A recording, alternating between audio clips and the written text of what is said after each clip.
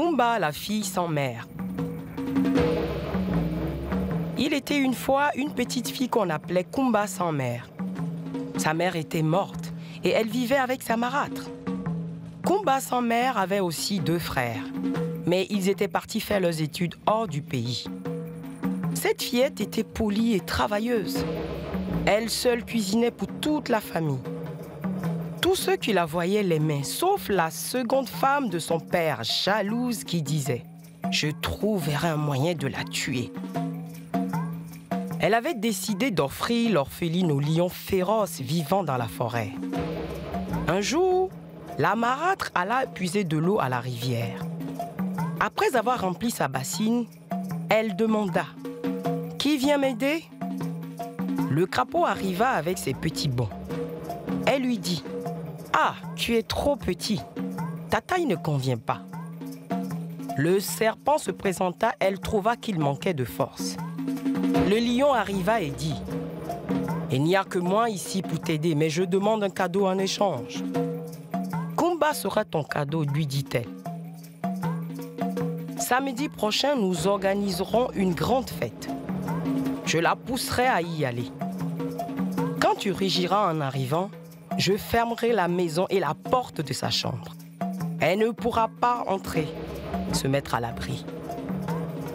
La marâtre revint comme si de rien n'était. Elle ne dit mot à l'enfant. Ce samedi-là, les enfants vivaient pleinement la fête. Brusquement, le lion rugit. Il réclamait sa proie. L'enfant courut, elle cria. Elle fila vers leur maison, mais toutes les portes étaient fermées. Ami Diouf, sa seule véritable amie, décida de ne pas l'abandonner. Le lion n'avait qu'à les tuer toutes les 2. Elle courut retrouver Kumba. Le djinn, un petit génie qui vivait sur le tamarinier dans le champ de son père, s'envola. Il atterrit là où était le grand frère de Kumba. Il frappa à la porte. « Votre sœur est donnée en cadeau au lion. Il la poursuit en ce moment pour la tuer. Je viens te chercher pour la sauver. » Le frère attrapa son fusil et sortit. Le djinn lui dit « Ferme les yeux ». Il les ferma et atterrit là où était son petit frère. En un clin d'œil, ils atterrirent près du village. Pendant ce temps, Kumba et Ami se croyaient perdus. L'une avait grimpé à un arbre, l'autre se tenait au pied de l'arbre.